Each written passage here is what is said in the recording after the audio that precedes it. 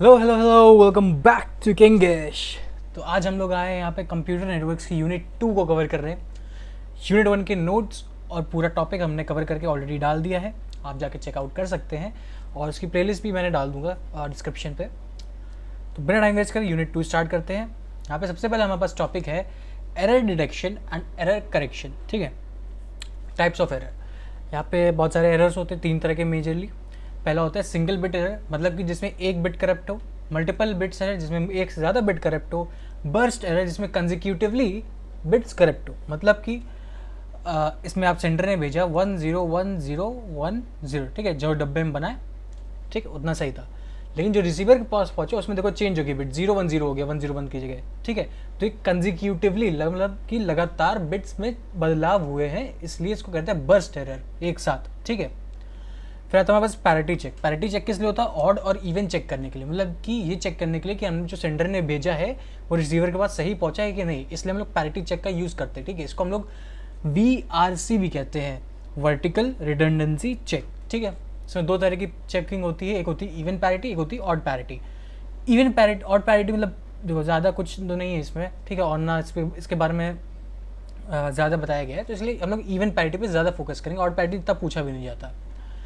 तो even parity में क्या होता है कि इसमें हमारे पास नंबर ऑफ वंस जो होते हैं इवन होने चाहिए।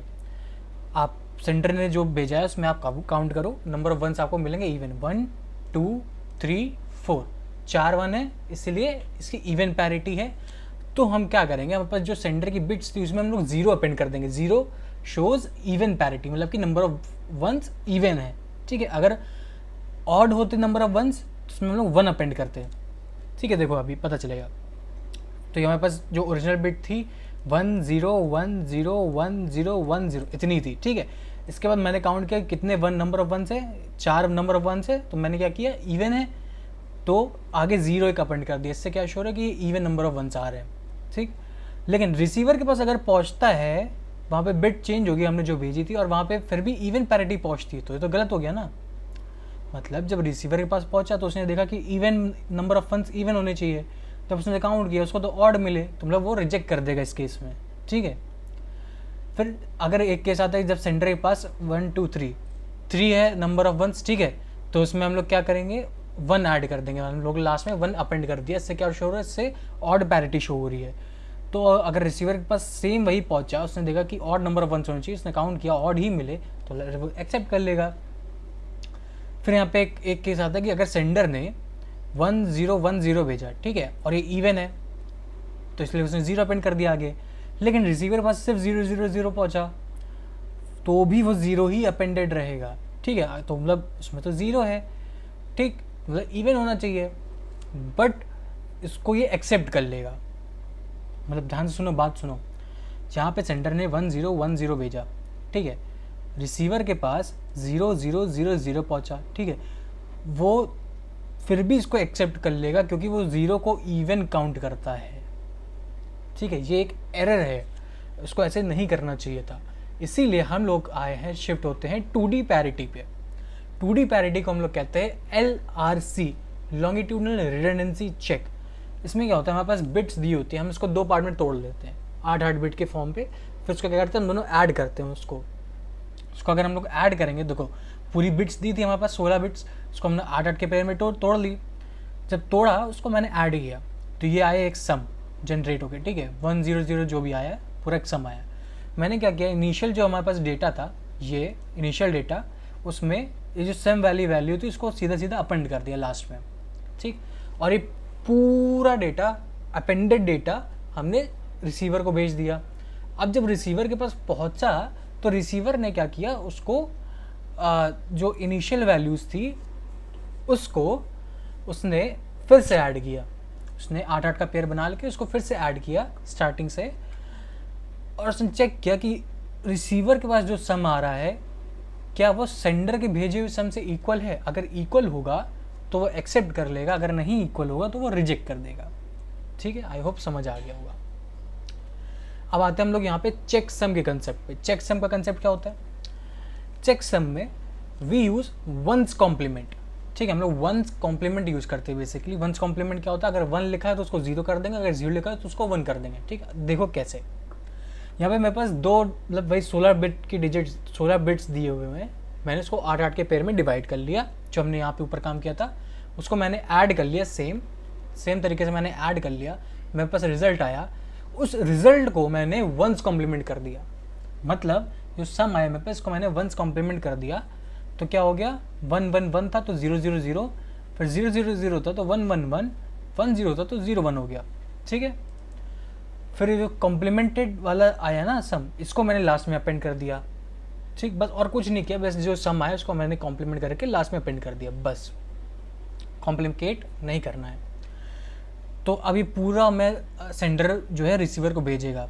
ठीक, अब रिसीवर क्या करेगा, take ones complement like before, if complement same as input then accept else reject. मतलब कि वो भी सेम काम करेगा जो सेंडर ने किया, मतलब उसने जो स्टार्टिंग की 16 बिट्स थी उन दोनों को ऐड किया 8-8 के पेयर में करके, उसका उसने वंस कॉम्प्लीमेंट लिया और ये चेक करेगा कि उसका जो रिसीवर के पास जो वंस कॉम्प्लीमेंट खुद से उसने निकाला है इज इक्वल टू सेंडर के भेजे हुए वंस कॉम्प्लीमेंट के। अगर दोनों इक्वल है तो ठीक है, नहीं है तो रिजेक्ट। ठीक, अब आते हैं अपन कहाँ पे, साइकिल रिडंडेंसी चेक, CRC। ठीक, ये most powerful method for error detection and correction. ठीक है, ये XOR गेट यूज करता है बेसिकली। इसमें हमारे पास लेट से डेटा दिया हुआ है m इज इक्वल टू 1 0 1 0 0 0 1 1 0 1। ठीक, perform cyclic redundancy check CRC for this message using the divisor polynomial x की पावर 5 प्लस x की power 4 plus x square plus 1। देखो क्या करना है, इसमें हमारे पास जो मैसेज दिया गया है उसको हमको इस पॉलिनोमियल से डिवाइड करके इसको एक साइकिल रिडंडेंसी चेक लगानी है बेसिकली इस पे। ठीक है, देखो कैसे होता है। हमारे पास गिवन है 6x की पावर 5 x की power 4 plus x square plus 1। ठीक, इसको हम लोग कैसे लिख सकते हैं, इसको अगर हम लोग ऐसे भी लिख सकते हैं 1 इंटू एक्स की पावर 5 1 इंटू एक्स की power 4 plus 1 plus 0 into x की पावर 3। 0 इंटू एक्स की पावर 3 का मतलब देखो एक्स की पावर 3 वहाँ तो था नहीं, तो उसको हम 0 इंटू एक्स की पावर 3 लिख सकते हैं ना, कुछ चेंजेस तो नहीं हुआ उस पर। Plus 1 into x square plus 1 into x की पावर 0। ठीक है, एक्स की पावर 0 मतलब 1। अब क्या किया, यूज डिजिट्स 1 1 0 1 1। ठीक है, ये जो डिजिट हमको यहाँ पे दी हुई थी,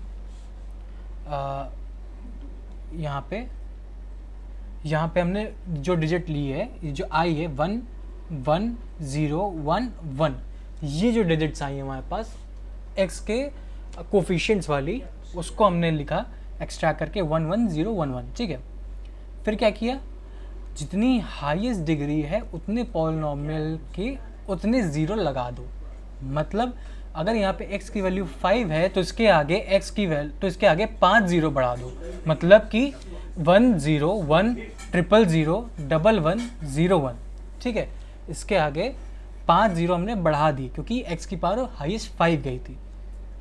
ठीक, तो now divide use XOR odd 1। अगर मतलब कि अब हमको डिवाइड करना है। ठीक है, यूज XOR में क्या होता है, अगर ऑड है मतलब कि 1 1 है तो उसमें आंसर 1 आएगा। अगर 1 0 है, सॉरी, अगर 1 और 0 है तो उसमें आंसर 1 आएगा। अगर 1 1 है तो इवन हो गया, तो उसमें क्या आएगा, आंसर 0 आएगा। देखो समझो इस चीज़ को। यहाँ पे अगर यहाँ पे मेरे पास दिया है 1 और 0, एक 0 0 केस बनेगा, एक 0 1 केस बनेगा, एक 1 0 केस बनेगा और एक 1 1 केस बनेगा, है ना। इसको हटा दो। ठीक है, ये केस बनते हैं हमारे पास। इसको हम लोग को क्या करना है, अगर यहाँ पे ऑड है मतलब कि इन दोनों को देखो, यहाँ पे एक ऑड 1 है मतलब एक ही 1 है, यहाँ पे भी, यहाँ पे 2 1 है यानी इवन 1 है, यहाँ पे ऑड 1 है। ठीक है, यहाँ पे भी इवन 1 है। तो अगर ऑड 1 वाला केस हो तो उसमें हमारे पास जो आंसर आएगा वो होगा 1। ठीक है, XOR में होता है ये। ठीक, बाकी आपने जैसे XOR को समझाओ, कोई दिक्कत वाली बात नहीं है। ठीक, अब यहाँ पे आते हैं। तो यहाँ पे हमने क्या किया, मैंने डिवाइड किया, ठीक है। डिवाइज़र होता है जिससे हम लोग डिवाइड करते हैं, और डिविडेंड होता है जिसको हम लोग डिवाइड करते हैं। यहाँ पे मैंने मेंशन कर दिया, क्वेश्चन होता है ऊपर वाला, रिमाइंडर होता है नीचे वाला, ठीक। हमको क्या करना है, हमको माइनस नहीं, हमको एक्सॉर करना है उन सबका, ठीक। देखो 11011 ये डिजिट कहाँ से आई, यहाँ से, इसकी कोफिशिएंट से, ठीक। इसको मैंने डिवाइड किया, ये डिजिट कहाँ से आई, ये डिजिट मैंने यहाँ पे निकाली, जो भी हमारे पास इनपुट डेटा था उसके आगे हमने हाईएस्ट पावर के 0 लगा दिए, ठीक। तो ये आ गया डिविडेंड हमारा।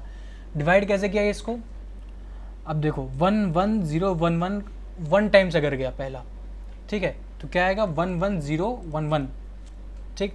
इसका एक्सॉर करोगे, ऑड 1 है 1 आएगा, ऑड 1 है 1 आएगा, ऑड 1 है 1 आएगा, ऑड 1 है 1 आएगा, इवन 1 है 0 आएगा, ठीक है। फिर मैंने क्या किया, एक 0 ऊपर से नीचे कॉपी किया, ठीक। फिर 11110, फिर 1 टाइम्स जाएगा, फिर से इसका एक्सॉर निकालेंगे, फिर यही वैल्यू आएगी। फिर मैंने एक कॉपी किया, यहाँ पे एक बार कॉपी करने से मेरा काम नहीं चला, ठीक है, इसको साथ में करते रहो तो सही रहेगा। फिर मैंने एक 0 ऊपर लगाया और नीचे एक बार फिर से कॉपी किया, ठीक है। 2 बार कॉपी करने के लिए एक 0 लगाना पड़ता है, मतलब एक बार 0 लगा के मल्टीपल टाइम्स और कॉपी कर सकते हो नीचे ऐसे। फिर मैंने इसका एक्सॉर किया, फिर एक्सॉर करके कुछ वैल्यू आई, फिर मैंने एक बार 0 कॉपी किया, फिर मैंने 1 टाइम्स डाला, फिर कुछ वैल्यू आई, फिर मैंने यहाँ पे 0 कॉपी किया, ठीक, 1 कॉपी किया सॉरी। फिर यहाँ पे काम नहीं चल तो मैंने एक बार 0 लगा के 3 वैल्यूज़ कॉपी कर ली, ठीक है। कर सकते हो आप एक 0 पे मल्टीपल वैल्यूज़ आप कॉपी कर सकते हो, लेकिन कंसेक्यूटिवली होना चाहिए, कंसेक्यूटिवली आपको कॉपी करना चाहिए उस चीज़ को, ठीक।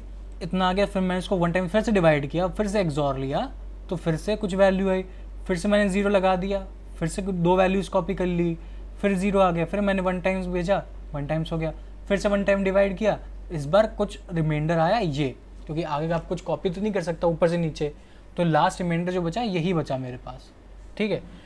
हो सकता है कि पूरा डिवाइड हो जाए, लेकिन वो कब होगा वो भी बताता हूँ अभी। देखो now add remainder to last bits of input dividend, मतलब हमारे पास जो इनपुट डिविडेंड था ये जो था, ये जो डिविडेंड था हमारा, इसमें ये जो रिमाइंडर है इसको ऐड कर दो, ठीक। देखो अगर इसको ऐड करोगे जो रिमाइंडर आया है तो क्या हमारे पास कुछ रिजल्ट आया, ठीक है। तो जो रिजल्ट आया ये जो सेंडर ने रिसीवर को भेज दिया, ठीक। अब रिसीवर के पास जब पहुंचे तो रिसीवर क्या करेगा, now receiver will divide result with 11011, ठीक है। अब ये जो रिजल्ट उसके पास आया है ये इस रिजल्ट को इससे डिवाइड करेगा, इसी डिवाइजर से वो डिवाइड करेगा। और देखो if remainder becomes 0 then accepted else rejected, अगर रिसीवर के डिवाइड करने पे वो 0 होता है तो वो एक्सेप्ट होगा, एल्स रिजेक्ट होगा। तो मतलब जब सेंडर डिवाइड करेगा तब 0 नहीं होगी वैल्यू, ठीक है, मतलब होनी तो नहीं चाहिए।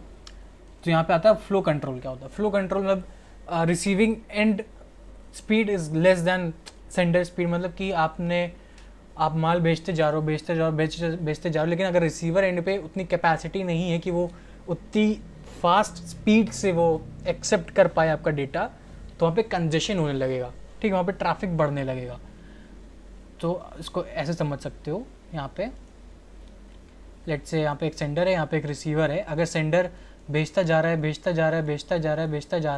ठीक है, तो यहाँ पे जो है और वो एक्सेप्ट नहीं कर पा रहा है, एक टाइम पे हो सकता है वो 5 सेकंड में एक ही बिट एक्सेप्ट कर रहा हो, ठीक है, लेकिन वो 5 सेकंड में जो है 10 बिट भेज रहा हो, तो दिक्कत वाली बात होगी ना। अगर वो 5 सेकंड में 10 बिट भेज रहा है और 5 सेकंड में एक एक्सेप्ट कर रहा है, तो यहाँ पे तो भीड़ लग जाएगी बिट्स की। तो ये इसको कहते हैं कंजेशन, ठीक है, रिसीवर एंड पे जो कंजेशन हो जाता है, इसको हम लोग आगे पढ़ेंगे, मतलब एक्चुअली, ठीक है।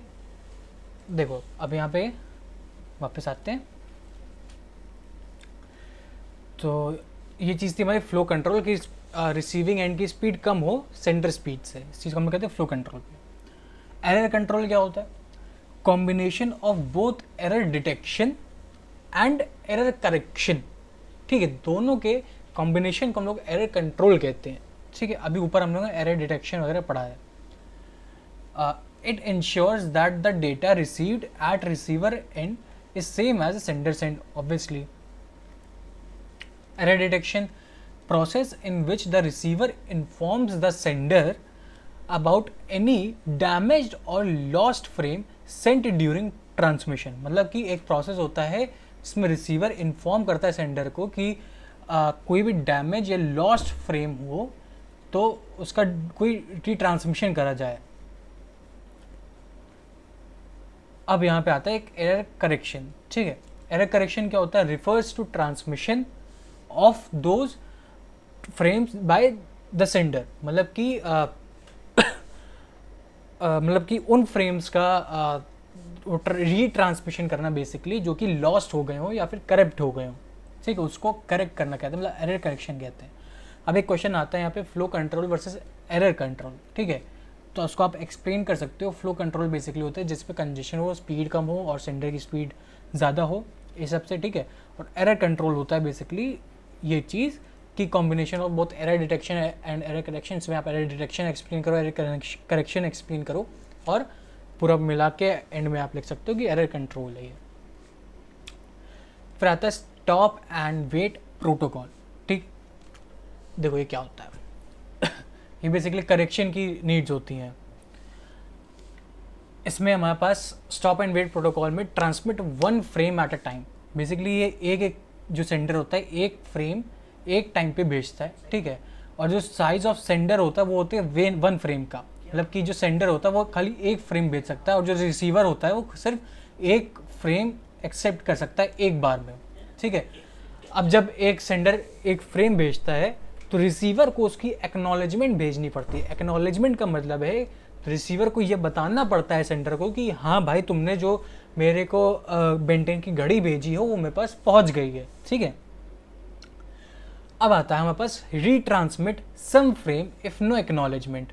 मतलब कि अगर कोई एक्नॉलेजमेंट नहीं हो रहा हो तो उसमें उस केस में सेंडर को रीट्रांसमिट करना पड़ता है. मतलब अब ऐसे सोचो, आपने अमेज़ॉन से बेंटन की घड़ी मंगाई. ठीक है, फिर क्या हुआ, उस बेंटन की घड़ी में आपके पास पहुंच गई. ठीक है, आपने अमेज़ॉन वालों को फ़ोन किया या चलो मम्मी को फ़ोन किया, मम्मी ने आपको बेंटन की घड़ी भेजी, आपने मम्मी को फ़ोन किया, मम्मी मेरे पास बेंटन की घड़ी आ गई है, थैंक यू. ठीक, ये हो गया. आप उसने सेंडर ने आपको सेंड किया, आपने उसको एक्नॉलेजमेंट दिया. ठीक, बट लेट्स से आपकी मम्मी ने आपको घड़ी भेजी. ठीक है, 1 साल हो गया, आपने कोई एक्नॉलेजमेंट नहीं दिया, तो मम्मी को लगेगा कि आपके पास पहुंची ही नहीं. तो सकता वो फिर से इस बार पैसे भेज दें कि जाओ बेटा तुम ही खरीद लेना, लेकिन पैसे भी नहीं पहुंचे आपने, क्योंकि एक्नॉलेजमेंट दे ही नहीं रहे हो आप. फिर से वो भेजेंगे कुछ ना कुछ. तो मतलब बेसिकली समझाने का मतलब ये मेरा कि अगर एक्नॉलेजमेंट नहीं दिया जाता है तो सेंडर रीट्रांसमिट कर देगा उस चीज़ को. ठीक है, तो ये आता मैं स्टॉप एंड वेट प्रोटोकॉल के अंदर.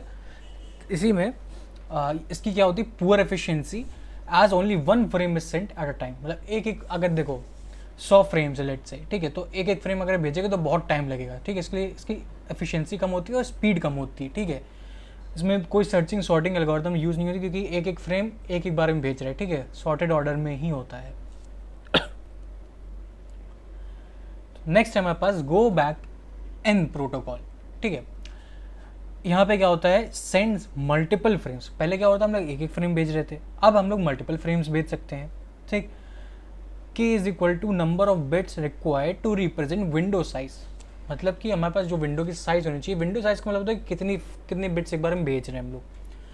ठीक है, तो जो विंडो का साइज होता है वो वहाँ K से रिप्रेजेंट होता है. तो लेट्स अगर K की वैल्यू 3 है, ठीक है, तो N की वैल्यू क्या होगी, N इज इक्वल टू 2 की पावर K, मतलब 2 की पावर 3 इज इक्वल टू 8. तो मतलब कि अब वो 8 बिट भेज सकता है सेंडर.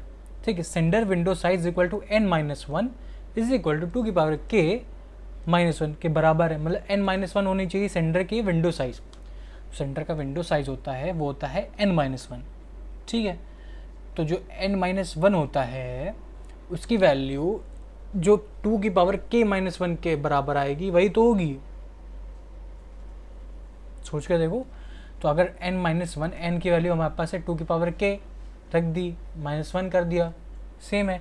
तो 2 की पावर 3 -1 इज इक्वल टू क्या है, 7. मतलब कि जो सेंडर का विंडो साइज है वो 7 है. मतलब वो 7 बिट्स एक बार में भेज सकता है. ठीक है, receiver window size is equal to 1, ठीक है। रिसीवर एक ही की साइज विंडो एक ही है, वो एक ही बिट एक बार में एक्सेप्ट करता है, ठीक है।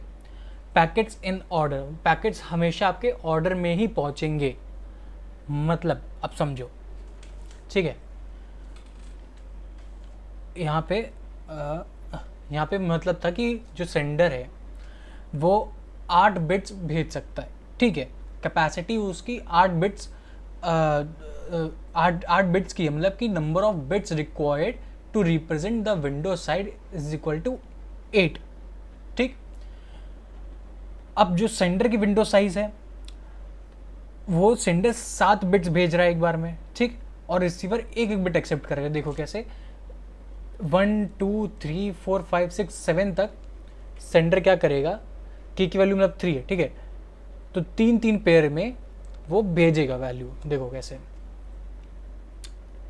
देखो इस चीज़ को, मेरे पास अगर विंडो साइज नहीं सॉरी, के इज इक्वल टू, के की जो वैल्यू है वो मेरे पास है 2, मतलब कि जो मेरा विंडो है उसको मैं 0 1 0 1 0 1 ऐसे करके रिप्रेजेंट करना चाहता हूँ। तो के की वैल्यू 2, ठीक। दो बाइनरीज में रिप्रेजेंट करना है। अगर 3 बाइनरीज में रिप्रेजेंट करना होता तो के की वैल्यू 3 होती, 1 1 1 0 0 0 0 0 1 0 1 1 ऐसे करके होता, ठीक है। 4 होता तो चार बाइनरी डिजिट लिखते, तो हमने यहाँ पे 2 लिखा, मतलब 0 और 0 0 0 1 1 0 1 1 में रिप्रेजेंट करना है, ठीक। अब अगर के की वैल्यू 2 है तो सेंटर का विंडो साइज कितना होगा, सेंटर का विंडो साइज निकालना है आपको। तो सेंटर का विंडो साइज निकालने का जो फॉर्मूला मैंने बताया था वो होता है 2 की पावर k माइनस 1, 2 की पावर k माइनस 1, ठीक है। -1 नीचे है, तो अगर विंडो साइज निकाले 2 की पावर k कितना हुआ 4, -1 कितना हुआ 3, ठीक है। तो मतलब 3 मेरी होगी विंडो साइज, ठीक है, और k की वैल्यू होगी 2। अब यहाँ पे क्या करना है, यहाँ पे मेरे पास लेट्स से एक है सेंडर, एक है रिसीवर, ठीक है। सेंडर ने 3 विंडो साइज है, तो लेट्स से मेरे पास एक एरे ले लेता हूँ। मेरे पास दिया हुआ है ये, समझ लो कुछ भी दिया है, ठीक है। Let's say A B C D E F दिया है, ठीक है। तो यहाँ पे क्या होगा, मैंने A भेजा, ठीक, फिर मैंने B भेजा, फिर मैंने C भेजा, ठीक है। इससे क्या हो रहा है, मैंने A B C तो भेज दिया, क्योंकि मेरा विंडो साइज 3 है तो एक बार में मैं 3 भेज सकता हूँ, ठीक। अब A B C मैंने भेज दिया है, तो पहले जो सेट बना होगा विंडो का वो ये बना होगा A B C वाला, 3 विंडो का, है ना। फिर उसके बाद क्या होगा, अब सेट आगे बढ़ेगा। जब सेट आगे बढ़ा तो नेक्स्ट जो सेट आएगा वो इसका बनेगा B C D का, है ना, B C D का बना। तो जो नेक्स्ट मेरे पास आया वो क्या आएगा, B C और D, ठीक है। सॉरी, यहाँ पे क्या कहते हैं, ये ऐसे जाएगा, ये ले लेते हैं A B C, ये जाएगा फिर D का, ठीक है। और ये अभी रुकेंगे, ये अभी नहीं है, ठीक है, क्योंकि B तो हम ऑलरेडी भेज चुके हैं ना, तो B क्यों जाएगा फिर से, सॉरी, ठीक है। अब यहाँ पे क्या होगा, लेट से यहाँ पे क्या होता है, मेरे पास B का जो एक्नॉलेजमेंट है वो फेल हो जाता है, ठीक है। क्यों होगा, जैसे मैंने D पहुँचा, ठीक है, तो यहाँ पे A का एक्नॉलेजमेंट आ गया मेरे पास कि A पहुँच गया, ठीक। ये 3 ABC का एक सेट था, जैसे ही ABC ट्रांसमिट हो गया रिसीवर के पास, ठीक है, वैसे ही A का एक्नॉलेजमेंट आया मेरे पास कि हाँ A पहुँच गया, ठीक। फिर मैंने D भेजा उसको, परफेक्ट। फिर उसके बाद उसको B का एक्नॉलेजमेंट आना चाहिए, ठीक है, लेकिन नहीं आया, ठीक है। तो अब इस केस में क्या होगा, वो BCD को फिर से रीट्रांसमिट करेगा, ठीक है, BCD को रीट्रांसमिट करेगा वो, ठीक। तो अब अगर यहाँ पे आएगा फिर से BCD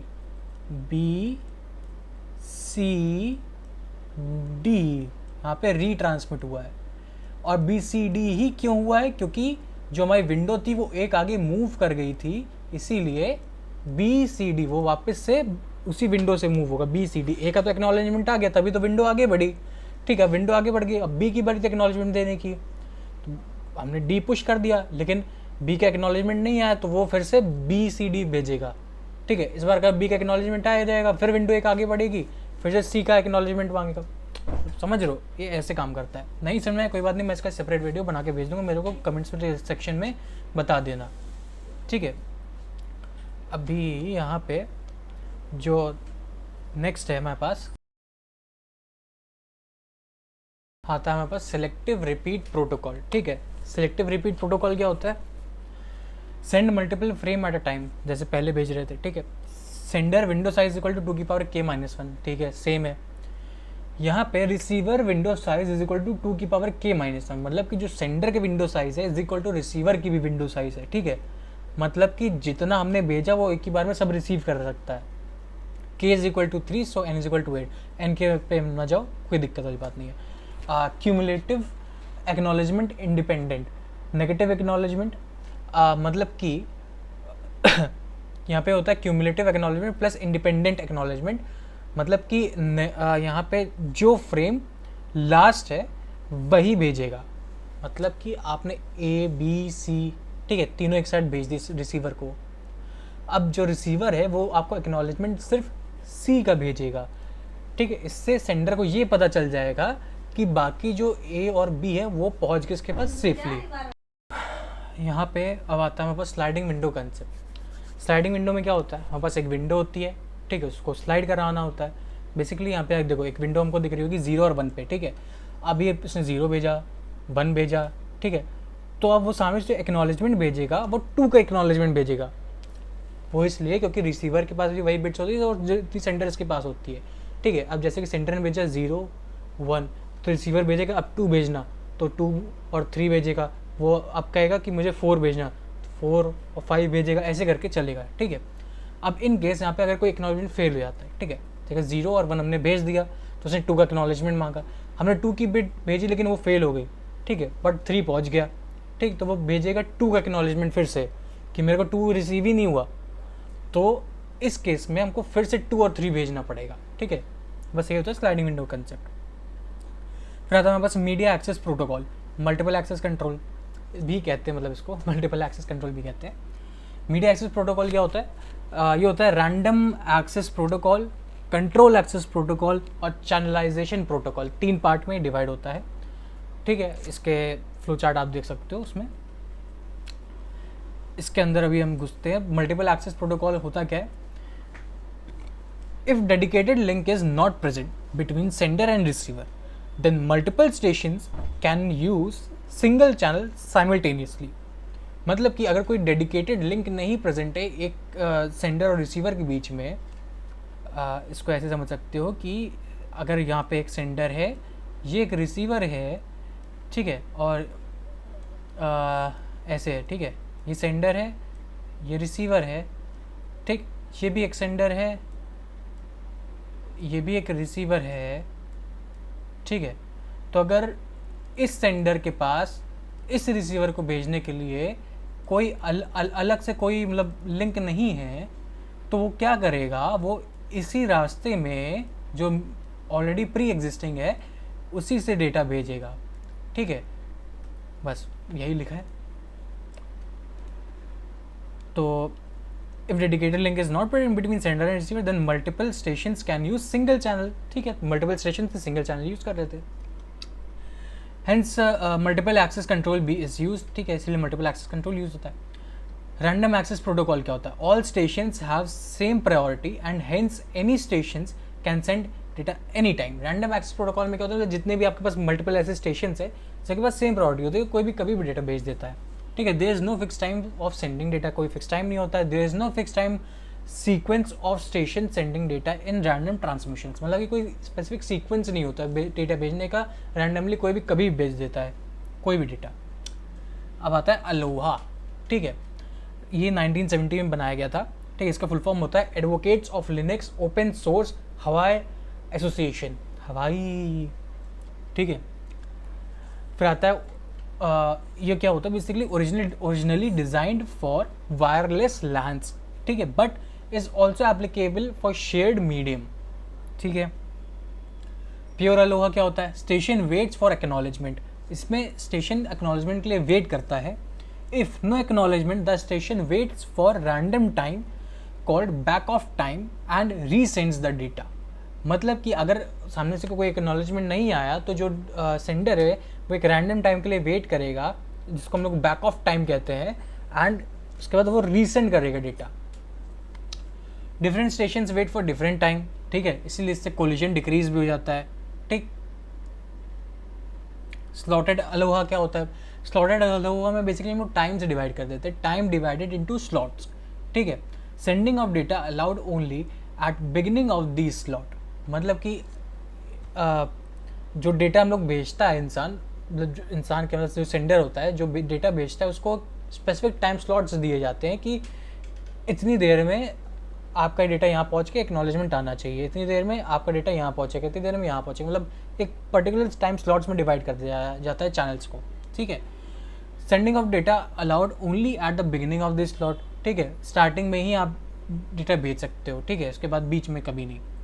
if station misses for allowed time it must wait for another time, मतलब कि अगर आप डेटा भेजना रह गया आपका उतने टाइम के लिए, मतलब मैंने आपसे कहा कि 10 सेकंड में आप अपना डेटा भेज दो, अगर आप 10 सेकंड में नहीं भेज पाए तो फिर आपको नेक्स्ट राउंड के लिए वेट करना पड़ेगा। इससे क्या होता है, रिड्यूस हो जाता है कोलिजन, ठीक है, कि मतलब अगर दो लोगों को एक साथ भेजना है डेटा तो एक मतलब थोड़े चैनल में गया, उसने थोड़ा वेट किया, तब तक दूसरा पास हो गया, फिर उसने पास किया, मल्टीपल चैनल्स में अलग अलग टाइम डिवाइडेड होता है। इससे वल्नरेबल टाइम क्या होता है, is equal to frame transmission time, vulnerable time को कहते हैं हम लोग फ्रेम ट्रांसमिशन टाइम भी, ठीक है। थ्रूपुट का फॉर्मूला होता है जी इंटू ई की पावर 4G, ठीक है। फिर आता है वापस CSMA, ठीक है, देखो इन सब में न्यूमेरिकल्स बहुत है, ठीक है, आते हैं numericals. CSMA carrier sense multiple access, ठीक है, एंश्योर्स फ्यूअर कोलिजन, सॉरी, यहाँ पे क्या होता है, CSMA carrier sense multiple access, यहाँ पे क्या होता है, स्टेशन एक है, ठीक है, और वो मीडियम को सेंस करता है कि अगर मीडियम बिजी है कि आइडल है, खाली है कि बिजी है, बिफोर ट्रांसमिशन ऑफ डेटा, मतलब डेटा भेजने से पहले वो चेक करता है कि हमारा जो मीडियम है वो बिजी है कि आइडल है, उसके बाद वो डेटा भेजता है। नहीं तो अगर बिजी होता है तो क्या कहते हैं, वो वेट करता है जब तक मीडियम खाली ना हो जाए, तो वही चीज़ लिखी है अंग्रेजी में। Still a chance of collision in CSMA due to propagation delay, propagation delay का मतलब, प्रोपोगेशन का मतलब होता है बेसिकली आना जाने में जो डिले होता है उसकी वजह से एक कोलिजन का चांसेस होते हैं इसमें, मतलब डेटा पहुंचने में कितना टाइम लगता है उस सब में डिपेंड करता है, तो इसलिए इसमें कोलिजन हो जाता है कभी कभी। परसिस्टेंट, ठीक है, वन परसिस्टेंट क्या होता है, आई परसिस्टेंट या वन परसिस्टेंट जो भी कह लो,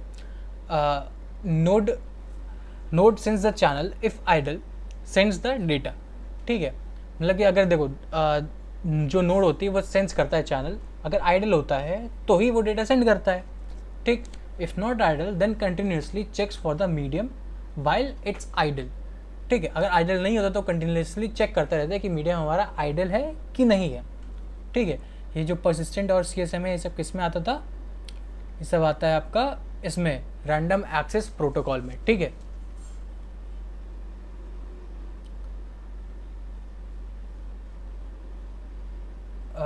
यहाँ पे था। फिर आता है मेरे पास नॉन परसिस्टेंट। नॉन परसिस्टेंट क्या होता है, आइडल सेंड्स डेटा, अगर आइडल हो तो ही डेटा को सेंड करेगा, not idle waits for random time and check medium again and again and transmit data when idle, मतलब कि ये आपके लिए अगर आइडल नहीं है कंडीशन मीडियम आपका, तो बार बार वो चेक करेगा और तब भेजेगा रैंडम टाइम के लिए वेट करके, ठीक है। मतलब उसने भेजा फिर चेक किया, फिर भेजा, फिर चेक किया, फिर भेजा, फिर चेक किया, मतलब फिर आगे गया, फिर चेक किया, फिर आगे गया, फिर चेक किया, ऐसे करके चलता रहता है वो। पी परसिस्टेंट क्या होता है, आइडल, ठीक है, sends data with probability, else waits for medium to get idle, P is equal to 0 और to P is equal to 1, ठीक है। अगर ज़ीरो परसिस्टेंट क्या होता है, यहाँ पे क्या होता है कि देखो पी परसिस्टेंट बेसिकली क्या होता है कि वो प्रोबेबिलिटी पे डिपेंड करता है कि गेस करता है कि आगे मीडियम खाली होगा कि नहीं होगा। अगर खाली होगा तो जो भेजता, अगर खाली नहीं होगा तो नहीं भेजेगा। जीरो परसिस्टेंट क्या होता है, superiority of nodes is decided before transmission, मतलब कि इसमें नोड्स बेसिकली सुपीरियरिटी डिसाइड कर लेती है कि तुम पहले भेजोगे कि मैं पहले भेजूंगा, ठीक है। फिर आता है CSMA CD, ठीक है। CSMA CD क्या होता है, स्लैश लगाए, ठीक है, बीच में। CSMA with collision state collision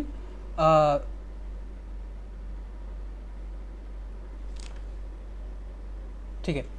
CSMA with collision section, ठीक है। Station can terminate transmission of data if collision is detected, मतलब कि अगर स्टेशन हमारा ट्रांसमिशन को डिटेक्ट कर सकता है, अगर मैं कोलिजन डिटेक्ट कर सकता है और ट्रांजिशन को टर्मिनेट कर सकता है अगर कोलिजन होता है, ठीक है। बेसिकली क्योंकि इसका जैसे नाम ही है CSMA विद कोलिजन डिटेक्शन, तो जैसे कि CSMA हो गया। CSMA क्या था, कहाँ गया CSMA था carrier sense multiple access with collision detection, ठीक है। मतलब हमने सेंस करके और डिटेक्ट करके आगे बढ़ रहे हैं, काम कर रहे हैं। फिर आता है CSMA CA, ठीक है। CSMA with collision avoidance, collision avoidance के साथ हम आगे बढ़ेंगे इसमें। Collision detection involves sender receiving acknowledgement signals, ठीक है।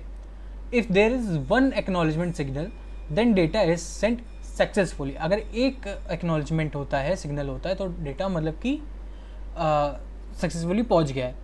If there are two acknowledgement senders, if there are two acknowledgement signals, one senders and one collided, then it means collision has occurred. Like दो अगर signal आ जाए acknowledgement के कि एक तो sender का होगा तो दूसरा मतलब कि कोलिजन का होता है, तो CSMA CA avoids collision by interframe space, ठीक है। इंटरफ्रेम स्पेस से मतलब कि होता है चेक्स मीडियम इफ आइडल और नॉट, बेसिकली वही चेक करता है अवॉइड करने के लिए कि अगर मीडियम हमारा खाली है कि नहीं है। If idle then don't send data immediately, instead wait again for a period of time called IFS, interference space, then check again and send. फिर आता है कंटिन्यूस, फिर आता है कंटिन्यूएशन विंडो, ठीक है। Amount of time divided into slots, send और chooses random number of slots as wait time, ठीक है। बेसिकली इसमें क्या होता है कि एक amount of time divided into slots, ठीक है। अमाउंट टाइम को स्लॉट्स में डिवाइड कर देते हैं और फिर हम लोग चूज करते हैं एक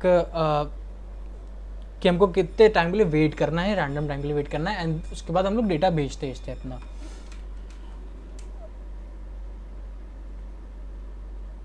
अच्छा, इसमें ये भी होता है कि अगर वेट टाइम हमारे पास आइडल है तो वो रीस्टार्ट कर देता है टाइमर फिर से, ठीक है।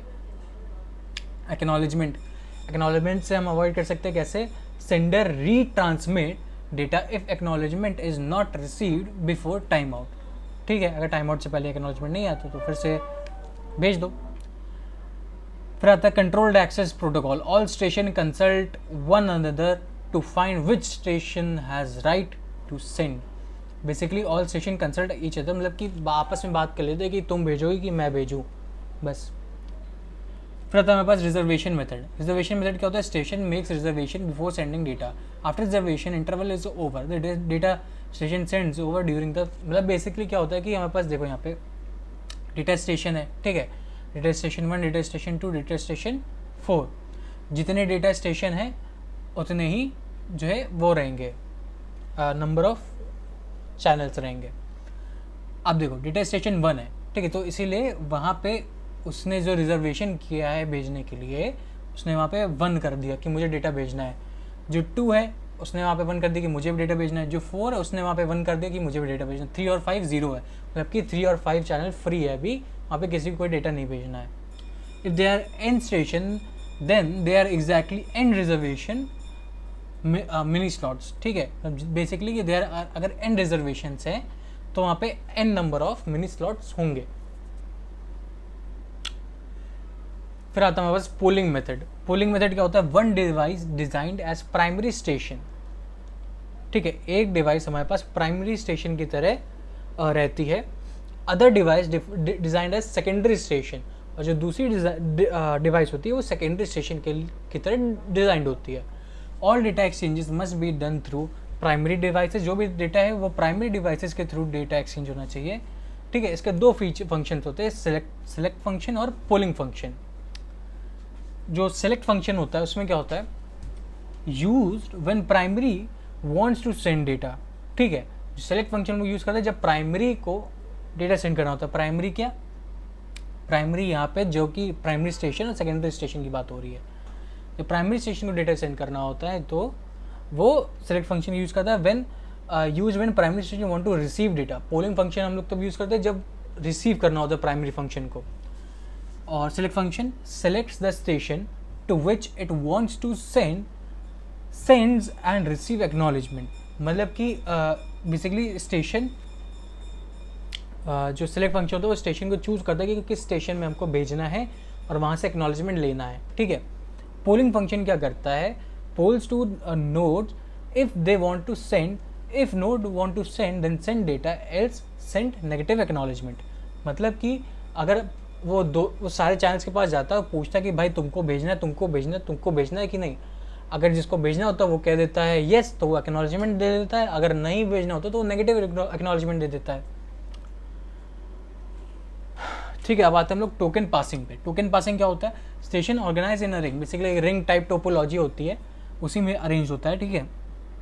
एक स्पेशल पैकेट होता है called token is circulated through the ring, ठीक है। एक टोकन जैसा होता है वो हर जगह पूरे रिंग में ऐसे ऐसे जाता है, वो टोकन बताता है कि किसको डेटा भेजना चाहिए, ठीक है। बस वही चीज़ लिखी है यहाँ पे। रिंग लेटेंसी एक वर्ड आता है, उसका मतलब होता है टोकन होल्डिंग टाइम, ठीक। ऐसे देखो ये रिंग है, यहाँ पे एक सर्कल जैसा ये दिख रहा है, ये है टोकन। अब ये नेक्स्ट टाइम सी के पास होगा फिर डी के पास होगा, तो मतलब जिसके पास होगा ये टोकन वो डेटा उस टाइम सेंड कर सकता है। चैनलाइजेशन क्या होता है, channelisation in this available bandwidth of a link is showed in time frequency और थ्रू कोड, ठीक है। मतलब बेसिकली क्या होता है कि यहाँ पे जो हम लोग फर्स्ट यूनिट में हम लोग कंसेप्ट पढ़ता है FDMA, TDMA, WMA का जो भी था वो वाला कंसेप्ट आता है यहाँ पे कि हम लोग उसका टाइम और फ्रीक्वेंसी के हिसाब से डिवाइड करते हैं और डेटा वगैरह भेजते हैं। FDMA आगे फिर से वही फ्रीक्वेंसी डिवीजन मल्टीप्लेक्सर, ठीक है। मल्टीप्लेक्सर नहीं मल्टीपल एक्सेस है, सॉरी। यहाँ पे available bandwidth is divided into frequency, वही फ्रीक्वेंसीज के बेसिस पे हमने डिवाइड कर दिया अलग अलग बैंडविड्थ को। Each station is allocated with a band to send data and it's belong to station. मतलब बेसिकली हमारे पास डिफरेंट बैंडविड्थ्स थी, डिफरेंट टाइप ऑफ बैंडविड्थ्स को हमने डिफरेंट फ्रीक्वेंसीज के साथ मर्ज करके हमने उसको अलग अलग चैनल्स प्रोवाइड कर दिया, ऐसे करके कुछ काम किया है। TDMA क्या होता है, टाइम डिवीजन मल्टीपल एक्सेस, मतलब कि हम टाइम के बेसिस पे इसको डिवाइड कर देते हैं अलग अलग बैंडविड्थ्स को। फिर आता है हमारे पास CDMA क्या होता है, कोड डिवीजन मल्टीपल एक्सेस, ठीक है। One channel carries data of all station simultaneously. CDMA means communication with different codes. Basically क्या होता है, ये कोड्स में बात करता है, ठीक है। If codes are multiplied with each other and it is 0, if codes are multiplied with itself then it is n। Basically इसको देखो यहाँ कैसे समझोगे, अगर स्टेशन 1 ने कोई कोड भेजा है, ठीक है, तो लेट्स से उसका नाम देते हैं हम लोग C1, कोई स्टेशन 2 ने कोड भेजा है C2, ठीक। अब अगर स्टेशन 1 ने कोड भेजा है C1, स्टेशन 1 S1 है, station 2 S2, station 3 S3, station 4 S4, ठीक है। स्टेशन 1 का डेटा है D1, कोड है C1, ठीक। तो अगर हमको इसमें से डेटा को डिक्रिप्ट इनक्रिप्ट करना है तो कैसे होगा, हमको करना होगा यहाँ पे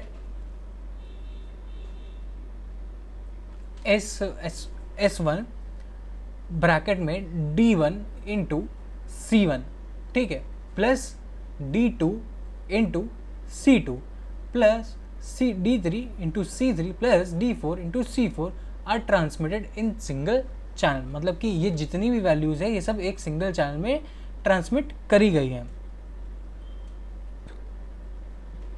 ठीक है। इससे क्या होगा, अब जैसे D1 इंटू C1 है, ठीक है, जो अगर सेम कोड का यहाँ पे बात करें, अगर सेम कोड मल्टीप्लाई होगा तो n आएगी वैल्यू, अगर डिफरेंट कोड है तो 0 आएगी। देखो यहाँ पे एग्जाम्पल से समझो इसको, S1 ने S2 को मैसेज भेजा, ठीक है, S1 ने S2 को मैसेज भेजा, S2 wants to hair message S1, जो S1 ने भेजा है वो S2 पढ़ना चाहता है, तो S2 will multiply everything with C1, ठीक है। तो मतलब S1 ने जो डेटा भेजा है उसने D1 C1 भेजा, तो S2 ने क्या किया, जो भी डेटा है उसका उसको उसने C1 से मल्टीप्लाई कर दिया, उसने जो कोड भेजा उससे मल्टीप्लाई करा दिया।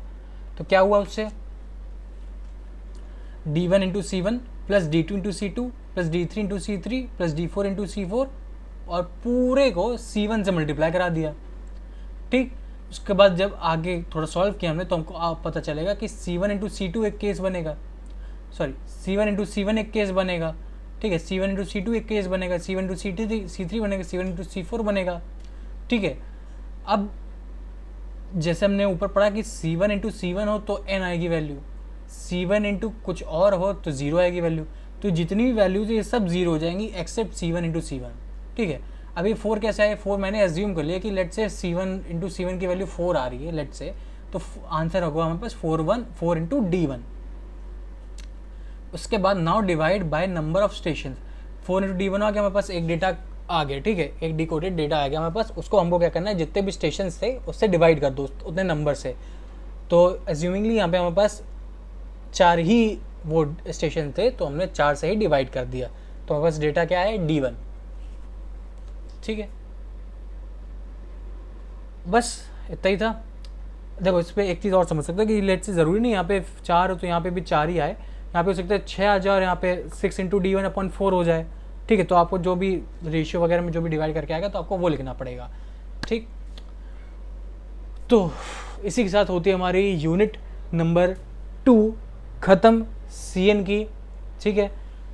थोड़ी बहुत कॉम्प्लिकेटेड थी, मेरी मानो तो चाहो तो इसको छोड़ सकते हो यूनिट, लेकिन इससे न्यूमेरिकल्स आते हैं, इजी आते हैं, बस आपको सॉल्व करना आना चाहिए, ठीक है। अगर इसके आपको फ्री नोट्स भी चाहिए हो तो आप मेरे व्हाट्सएप टेलीग्राम चैनल ज्वाइन कर सकते हैं और वहाँ पे आपको ड्राइव की लिंक मिल जाएगी। वहाँ उस ड्राइव में आपको बहुत सारे सब्जेक्ट्स मिलेंगे, उसमें से आप निकाल सकते हैं इस सब्जेक्ट का। आपको PYQs, short notes and tips and tricks और साथ साथ बहुत सी ऐसी चीज़ें जो कि हर जगह अवेलेबल नहीं है वो भी मिल सकता है। तो चलो इसी नोट पे हम लोग एंड करते हैं यहाँ पे, और बहुत जल्दी इसके आगे के यूनिट्स और बाकी सब्जेक्ट्स के भी यूनिट्स कवर करूँगा। तो चलो तब तक के लिए tata bye bye, Kingish signing of.